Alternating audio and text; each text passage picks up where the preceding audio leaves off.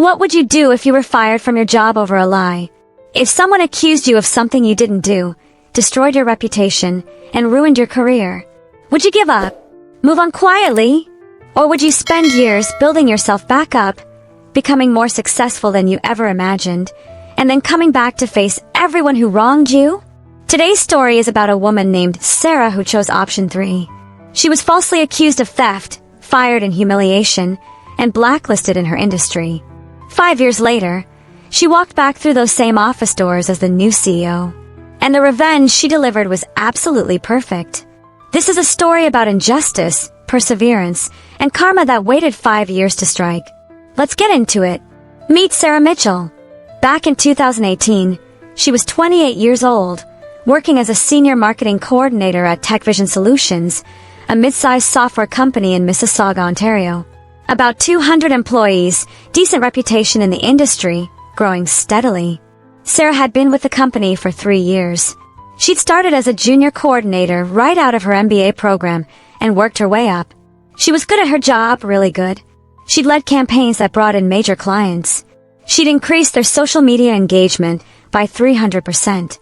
She'd won internal awards for Employee of the Quarter twice. Everyone liked Sarah. She was friendly, professional, collaborative. She mentored the junior staff.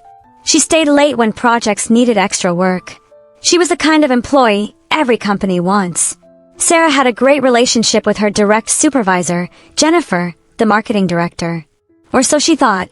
Jennifer had hired Sarah, trained her, and publicly praised her work constantly.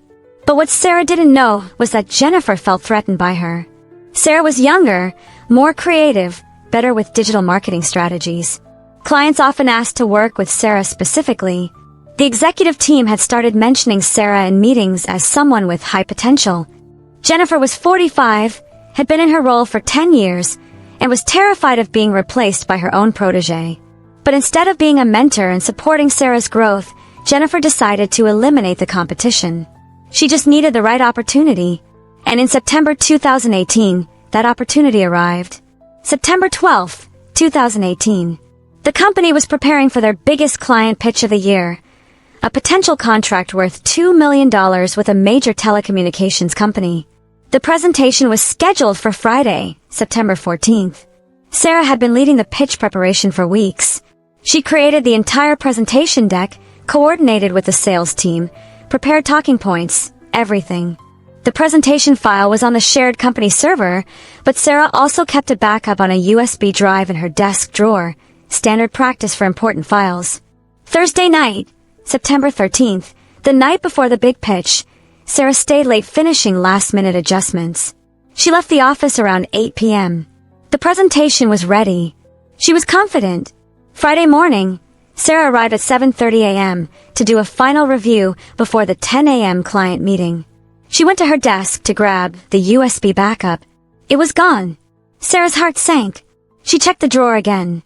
Checked her bag. Checked everywhere. The USB drive was missing. It's fine, she told herself. The main file is on the server. She logged into her computer and opened the shared drive. The presentation file was gone. Deleted. Not in the trash folder. Just gone. Sarah's stomach dropped. The client was arriving in less than 3 hours. She immediately went to find Jennifer. Jennifer, we have a huge problem.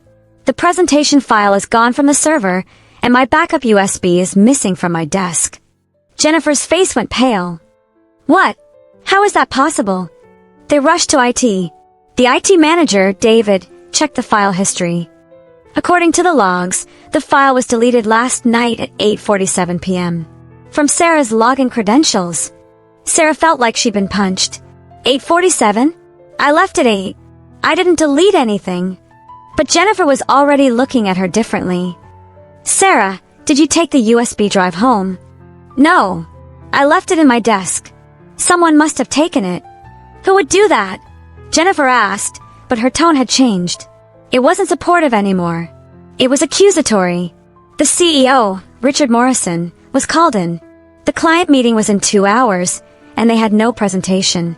Sarah and her team scrambled to rebuild what they could from emails and draft documents, but it was a disaster compared to the polished version they'd prepared. The pitch meeting was a catastrophe. The makeshift presentation was disorganized and incomplete. The client was unimpressed. TechVision didn't get the contract. $2 million gone. After the failed client meeting, Richard called Sarah into his office. Jennifer was there too, along with Linda from HR. "Sarah, we need to talk about what happened this morning," Richard said gravely. "I know," Sarah said. "I don't understand how." "The IT logs show the file was deleted from your login at 8:47 p.m., Richard interrupted. "You were the last person in the office last night." "Yes, but I left at 8. I didn't delete anything. Someone must have used my login or..." Jennifer spoke up. "Sarah, I also need to mention something. When I came in this morning, I found this on my desk." She held up Sarah's USB drive. Sarah's eyes went wide. "That's my USB. Where did you find it?" "It was on my desk with a post-it note that said, 'You're welcome, S.'" Jennifer showed her phone with a photo of the USB and note. "S for Sarah, I assume." "What?" "No, I didn't put that there. Someone is setting me up." Sarah's voice was rising in panic. Richard leaned back in his chair. "Sarah, I want to believe you, but the evidence is concerning. The file was deleted from your account.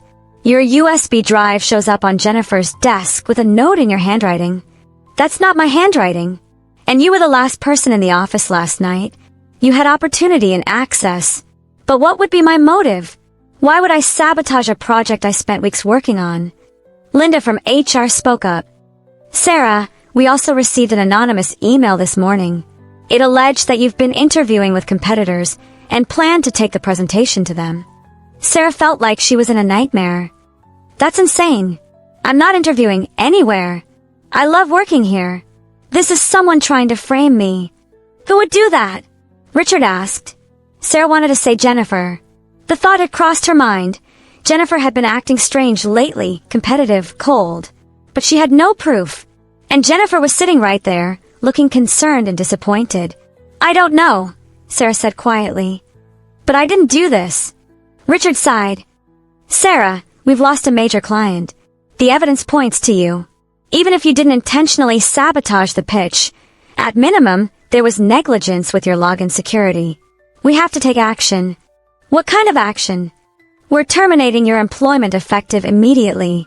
You'll be paid through the end of the month, but we need you to pack your desk and leave today. Security will escort you out." Sarah felt tears starting. "You're firing me? Over something I didn't do." "The decision is final," Linda said, sliding a termination letter across the desk.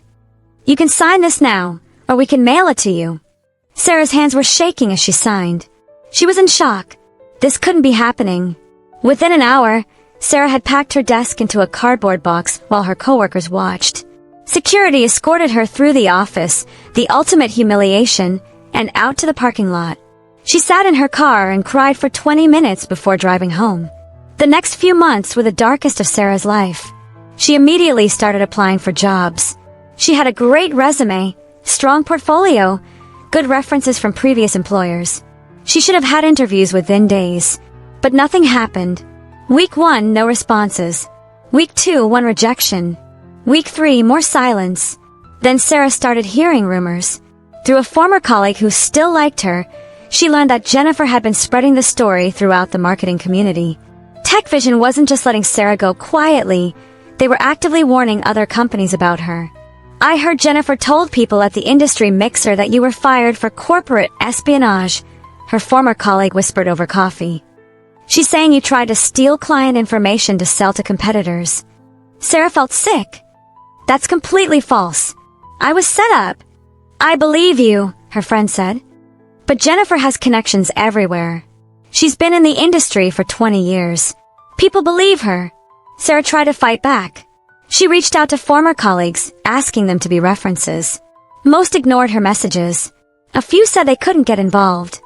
One person told her bluntly, "Sarah, I believe you, but I can't risk my own career vouching for you when everyone's saying you're toxic." She consulted an employment lawyer about wrongful dismissal. The lawyer reviewed her case and sighed. "Ontario is an at-will employment province. They can fire you for almost any reason as long as they give proper notice or pay, which they did. Without concrete proof you were framed, we have no case. It would cost you $30,000 plus in legal fees to fight this, and you'd probably lose. Sarah couldn't afford that. She burned through her savings within 3 months. Her apartment rent was due. Her car payment was late. By January 2019, Sarah was working at Starbucks. She, a woman with an MBA and 3 years of senior marketing experience, was making lattes and cleaning tables. Every day felt like a humiliation. Her family tried to be supportive. Her mom would say, "It's just temporary, honey. Something will come up." But Sarah could see the doubt in her eyes. Even her own mother wondered if maybe Sarah had made some mistake that led to her firing. Sarah fell into depression. Some days, she didn't want to get out of bed. She gained weight, stopped exercising, stopped doing the things she loved. She was just surviving. One night in February 2019, Sarah hit rock bottom. She was sitting in her tiny apartment, scrolling through LinkedIn, seeing her former colleagues posting about promotions and projects. Jennifer had just been promoted to VP of Marketing at TechVision. The company had posted photos from the celebration. Sarah wanted to give up, to accept that her career was over, that Jennifer had won. But then something inside her shifted. Maybe it was anger. Maybe it was pride. Maybe it was just pure, stubborn determination. Sarah opened her laptop and started researching. If traditional employment was closed to her, she'd create her own path. She'd build something Jennifer and TechVision could never take away from her. She'd show them all exactly what they'd thrown away. Sarah spent the next 6 months working at Starbucks during the day and building her plan at night. She decided to become a marketing consultant. If companies wouldn't hire her, she'd freelance. She built her reputation one small client at a time. She used her last $2,000 in savings to build a professional website. She created case studies from her work at TechVision, careful to not include any confidential information. She reached out to small businesses in her neighborhood, offering her services at discounted rates just to build her portfolio. Her first client was a family-owned Italian restaurant that needed help with their social media. They paid her $500. It wasn't much, but it was a start. Her second client was a local gym that wanted to improve their online presence. $800. Slowly, client by client, Sarah rebuilt. By September 2019, exactly 1 year after being fired, she had enough freelance income to quit Starbucks. By December 2019, she'd saved enough to hire a part-time assistant. By March 2020, right when COVID hit, Sarah had 15 regular clients and was making more money than she'd made at TechVision. And because she specialized in digital marketing, the pandemic actually helped her business. Companies needed online presence more than ever. Sarah rebranded. She created Mitchell Marketing Solutions as an official LLC. She hired 2 employees, then 5, then 10. She became an expert in digital transformation, helping traditional companies pivot online during COVID. Her specialty became exactly what the market needed at exactly the right time. By 2021, Mitchell Marketing Solutions had 25 employees and revenue of $3 million. By 2022, 50 employees and $7 million in revenue. By 2023, 80 employees and $12 million in revenue. Sarah had gone from making lattes to running a multi-million-dollar company in 4 years. She'd been featured in marketing publications. She'd spoken at industry conferences, the same conferences where Jennifer used to spread rumors about her. The marketing community that had blacklisted her now wanted to work with her. The same people who'd ignored her messages in 2019 were now sliding into her DMs, asking for coffee meetings. Sarah was polite but cold. She remembered every single person who'd turned their back on her. But she still hadn't faced TechVision, hadn't faced Jennifer. That was about to change. In November 2023, Sarah received an interesting phone call from a private equity firm. MS. Mitchell, my name is Robert Shin from Apex Capital Partners. We're interested in discussing a potential acquisition opportunity with you. Sarah was intrigued. What kind of opportunity? We can't discuss details over the phone, but it involves a company in your industry that's underperforming and needs restructuring. We think you'd be the perfect person to turn it around. Are you interested in meeting? They met the following week at an upscale downtown Toronto restaurant. Robert was there with his partner, Michelle. We've been watching your company's growth, Robert said over appetizers. Mitchell Marketing Solutions has been one of the fastest growing agencies in Ontario. Your client retention rate is 95%, which is unheard of in this industry. You clearly know how to build and lead a team. Thank you, Sarah said carefully.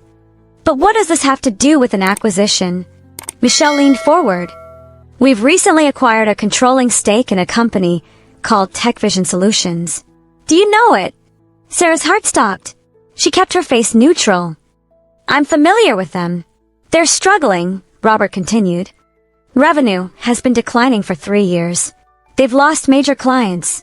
Employee morale is terrible. Their current leadership is not effective. We need someone to come in as CEO, clean house, and turn the company around. Sarah took a slow sip of water. Why me? Because you've done it before, just with your own company, Michelle said. We need someone with fresh perspective, strong marketing background, and proven leadership. Your name came up in every conversation we had about potential candidates. What would this involve? Sarah asked. We'd acquire Mitchell Marketing Solutions for $18 million. You get $10 million cash up front, plus equity in both companies. You become CEO of TechVision with full authority to restructure as you see fit. We give you 18 months to turn it around. Sarah pretended to think about it. Inside, her heart was racing. This was it. This was Karma delivering the perfect opportunity on a silver platter. I need to know who's currently in leadership at TechVision. Robert checked his notes. CEO is Richard Morrison, same as always. VP of Marketing is Jennifer Davis. She was recently promoted. Director of Operations is Michael Chen. CFO is... I'll do it, Sarah interrupted. Robert blinked. Don't you want time to think about it? Review contracts. Sarah smiled. A cold, calculated smile. No. I accept. When do I start? Well, we'd need due diligence, legal review, probably 90 days to close everything.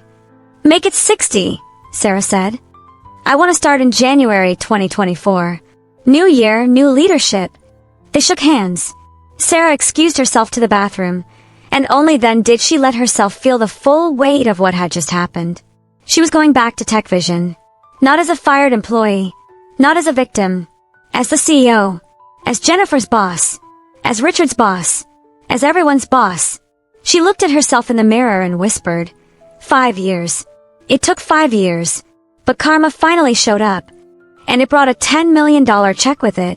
January 8th, 2024. Sarah's first day as CEO of TechVision Solutions. She'd planned this day down to the minute. She wore her most expensive power suit, navy blue, perfectly tailored. Her hair was styled professionally. She looked like success personified.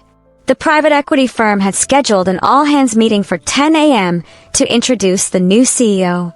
The employees' new leadership was changing but didn't know who the new CEO was yet. Sarah arrived at 9:30 a.m. and went straight to Richard's old office, now her office. She took a moment to look around. The last time she'd been in this room, she'd been fired. Now she owned the company. At 9:55 a.m., Sarah walked down to the main conference room where all 150 employees were gathered. She stayed outside, waiting for her cue. Robert Chun stood at the front of the room. Good morning, everyone. Thank you for being here. As you know, Apex Capital Partners has acquired controlling stake in TechVision Solutions. We're committed to turning this company around and returning it to profitability. To do that, we've brought in new leadership. Please welcome your new CEO, Sarah Mitchell. Sarah walked into the room. The reaction was immediate and visceral. Gasps, shocked faces, whispered, "Oh my gods, and is that?" Jennifer was sitting in the third row. Her face went completely white. She looked like she might faint. Richard Morrison, now demoted to just another executive, stared at Sarah in disbelief. Sarah walked calmly to the front of the room and took the microphone. She let the silence hang for a moment, making eye contact with Jennifer, then Richard, then slowly scanning the room. "Good morning," Sarah said, her voice steady and clear. "For those who don't know me, though I suspect some of you remember me, my name is Sarah Mitchell. 5 years ago, I worked here as a senior marketing coordinator. Some of you were my colleagues. Some of you were my friends. More whispers. People were putting it together. 5 years ago, I was fired from this company over a false accusation. I was accused of sabotaging a client pitch and attempting corporate espionage. The accusation was a lie. I was set up, framed, and then blacklisted in the industry. Jennifer stood up abruptly. Sit down, Jennifer, Sarah said coldly. You'll have your chance to speak. In my office. After this meeting, Jennifer sat, looking like she might be sick. Sarah continued. After I was fired, I spent 4 months trying to find work in my field. No one would hire me because someone spread rumors that I was untrustworthy. So I worked at Starbucks. I made coffee for people who used to be my peers. I struggled to pay rent. I fell into depression. You could hear a pin drop in that room. But then I decided that I wasn't going to let false accusations define me. I started my own company. I built it from nothing into one of the fastest growing marketing agencies in Ontario. Mitchell Marketing Solutions now has 80 employees and $12 million in annual revenue. Apex Capital Partners acquired my company for $18 million 2 months ago. Shocked faces everywhere. Some people were looking at Jennifer with disgust now, clearly putting together who had framed Sarah. I'm here because TechVision is failing. Revenue is down 40% from 5 years ago. You've lost major clients. Employee turnover is at 35%, which is catastrophic. And from what I've reviewed in the financial records, it's because leadership has been incompetent, corrupt, and more interested in playing political games than running a successful business. Richard shifted uncomfortably in his seat. So here's what's going to happen, Sarah said, her voice firm. I'm cleaning house. We're restructuring everything. If you've been doing your job well, treating people with respect, and operating with integrity, you have nothing to worry about. In fact, you'll probably get promoted and paid better. People were starting to look hopeful. But if you've been part of the toxic culture that's destroyed this company, if you've been playing politics instead of doing work, or if you've been covering up your own incompetence by sabotaging others, Sarah looked directly at Jennifer. Then you should update your resume. Because you're done here. Sarah set down the microphone. Department heads, please stay. Everyone else, back to work. You'll receive more information about restructuring plans by end of week. Thank you. The room erupted in whispered conversations as people filed out. Sarah noticed several people giving Jennifer dirty looks as they passed her. 20 minutes later, Jennifer stood outside Sarah's office door. She'd been summoned. Sarah's assistant, yes, Sarah now had an assistant, showed Jennifer in. Close the door, Sarah said without looking up from her computer. Jennifer closed it and stood awkwardly. Sarah let her stand there for a full minute while she finished typing an email. Finally, Sarah looked up. Sit. Jennifer sat. I'm sure you're wondering why I wanted to speak with you privately, Sarah began. Sarah, it's Ms. Mitchell, or CEO Mitchell. We're not friends. Jennifer flinched. Ms. Mitchell, I want to apologize for what happened 5 years ago. I've regretted it ever since. I was in a bad place. I felt threatened by your success, and I made a terrible mistake. You didn't make a mistake, Sarah cut her off coldly. You deliberately framed me. You deleted that presentation file. You stole my USB drive and left it on your own desk with a fake note. You sent that anonymous email to HR accusing me of interviewing with competitors. Then you spent months spreading lies about me throughout the industry to make sure I couldn't find work.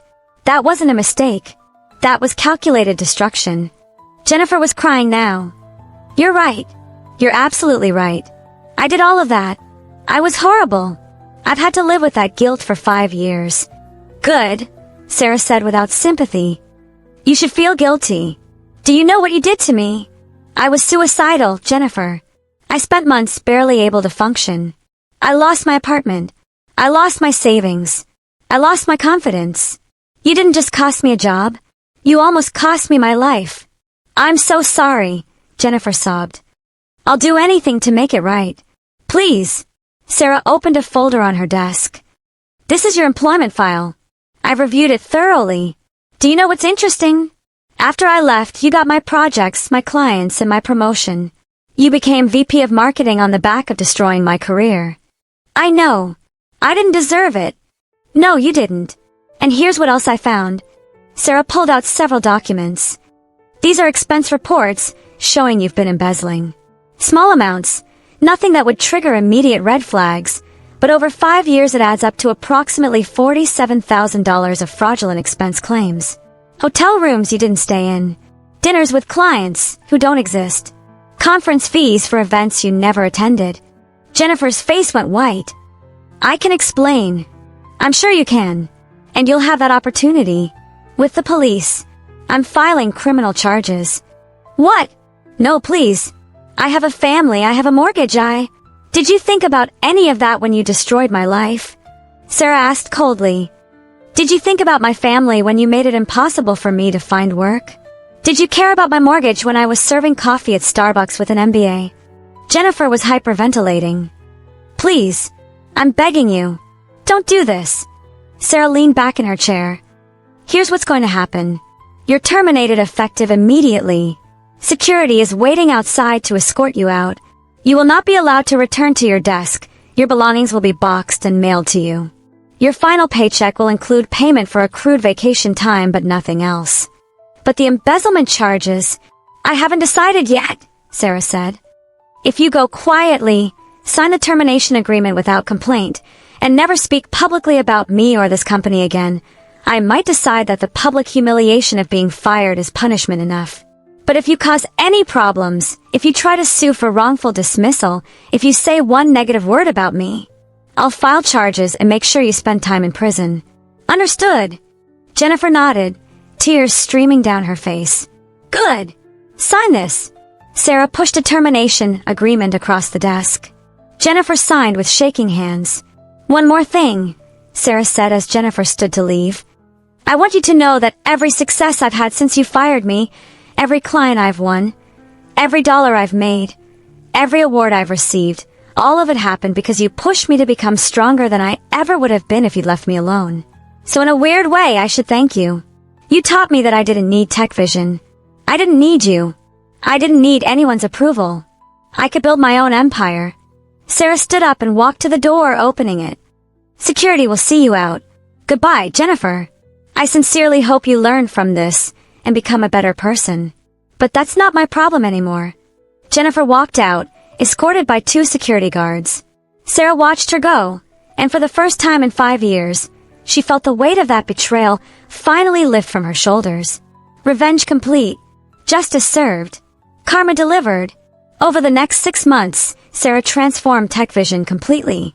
Jennifer wasn't the only executive who was fired. Richard Morrison, the former CEO, was also let go after Sarah discovered he'd known about Jennifer's embezzlement but covered it up because she was one of his top performers. He was given the choice to resign or be terminated for cause. He resigned. The director of operations was fired for creating a hostile work environment. The head of sales was fired for falsifying sales numbers. By the end of January, Sarah had cleared out 40% of the leadership team. But she didn't just fire people. She promoted from within. Employees who'd been overlooked and underpaid were suddenly given opportunities. Sarah remembered who had been kind to her 5 years ago, who had defended her, who had reached out after she was fired. Those people were rewarded. She also brought in new talent from her own company. 5 of her best employees from Mitchell Marketing Solutions joined her at TechVision in leadership roles. Sarah restructured the entire business model. She shifted focus from trying to compete with huge firms to specializing in niche digital transformation services, exactly what Mitchell Marketing Solutions had excelled at. She leveraged relationships with her existing client base to bring in new contracts. By June 2024, TechVision had signed 3 major new clients worth a combined $5 million. By September 2024, exactly 6 years after Sarah had been fired, TechVision's revenue was up 25% and employee satisfaction scores had improved dramatically. Sarah was interviewed by Canadian Business Magazine. The headline, From Fired to CEO, How Sarah Mitchell Turned Betrayal into a $30 million Success Story. The article went viral. Sarah's LinkedIn post about the experience got over 2 million views. She received hundreds of messages from people sharing their own stories of workplace injustice and thanking her for proving that karma is real. But the most satisfying moment came during an industry conference in October 2024. Sarah was a keynote speaker. As she walked to the stage, she passed Jennifer in the audience. Jennifer was there with her new employer, a small company where she'd managed to find work. Their eyes met. Jennifer looked away first. Sarah gave her speech about resilience, integrity, and building success the right way. She didn't mention Jennifer by name, but she told her story, being falsely accused, fired, blacklisted, and then building 2 successful companies despite it all. The audience gave her a standing ovation, including Jennifer, who stood reluctantly, clapping along with everyone else while tears ran down her face. After the speech, several people approached, Sarah saying they'd worked with Jennifer and had heard the rumors she'd spread about Sarah years ago. "We always wondered if they were true," one woman said. "Now we know she was lying. I'm so sorry we believed her." Sarah smiled. "It's in the past. I've moved on." And she had, because the best revenge wasn't just getting Jennifer fired. It was building a life so successful that Jennifer's betrayal became nothing more than a footnote in Sarah's origin story. So where are they now? Let's check in. Jennifer found work at a small marketing agency, making about 1/3 of what she'd made at TechVision. Her reputation in the industry never fully recovered. She's not blacklisted. Sarah made sure of that, taking the high road, but people remember what she did. She's been at 3 different companies in the past year. Each time, somehow the story follows her. Richard Morrison retired, or as he calls it, moved on to consulting. In reality, no company wanted to hire a CEO who'd overseen a company's near collapse. He now does occasional contract work and spends most of his time golfing. As for Sarah, she's thriving on a level that seemed impossible 6 years ago. TechVision under her leadership is now valued at $50 million, nearly 3 times what it was worth when she took over. She still owns significant equity, making her a multimillionaire several times over.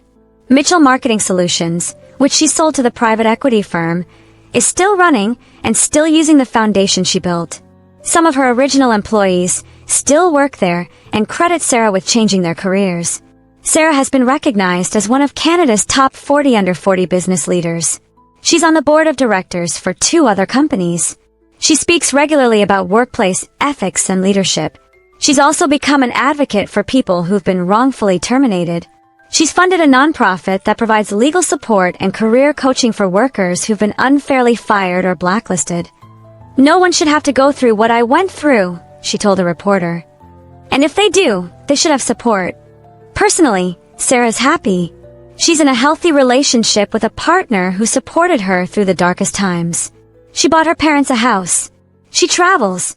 She actually takes vacations now. But here's the best part. Every year on September 12th, the anniversary of the day she was fired, Sarah posts on LinkedIn.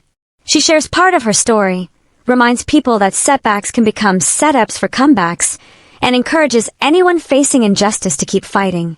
Last year's post said, "6 years ago today, I was fired over a lie. Today, I'm the CEO of the company that fired me, and business is booming." If you're going through something hard right now, remember, this is not the end of your story. This is the chapter where you become the hero. That post got 5 million views. Sarah keeps a memento from her Starbucks days in her office, her name tag from when she worked there. It sits on her bookshelf right next to her CEO plaque. A reminder that rock bottom can become the foundation for something incredible. And Jennifer? Well, Jennifer has to live with the knowledge that she destroyed someone's career out of jealousy and fear, and that person not only survived but surpassed her in every possible way. That's the kind of karma you can't escape. So what can we learn from Sarah's story? First, false accusations and betrayal can feel like the end of the world, but they're often the beginning of something better. Sarah wouldn't have built Mitchell Marketing Solutions if she hadn't been fired. She wouldn't have become CEO of TechVision if she hadn't been forced to prove herself elsewhere. Second, success is the best revenge. Sarah could have spent years bitter and angry. Instead, she channeled that energy into building something amazing. By the time she faced Jennifer again, she'd already won. Third, karma is real, but sometimes it needs a little help. Sarah didn't just wait for the universe to deliver justice. She worked for it. She built the success that eventually put her in position to deliver that karma personally. Fourth, character is revealed in crisis. Jennifer showed who she really was when she felt threatened. Sarah showed who she was when she refused to stay down after being knocked down. And finally, taking the high road doesn't mean being a doormat. Sarah could have destroyed Jennifer completely, pressed criminal charges, publicly shamed her, made sure she never worked again. Instead, she took just enough revenge to deliver justice without becoming the villain herself. Was Sarah's revenge justified? Absolutely. Did she handle it with more grace than Jennifer deserved? Probably. But that's what makes it perfect. What do you think?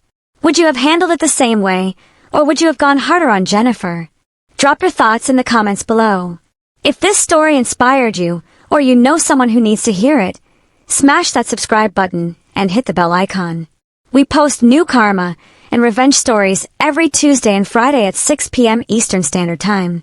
And if you have your own story of workplace injustice and comeback, send it to us at the email in the description. Your story could help inspire someone else going through a tough time. Thanks for watching Karma Chronicles. Remember, sometimes being fired is the best thing that can happen to you. It just doesn't feel that way at the time. I'll see you in the next one.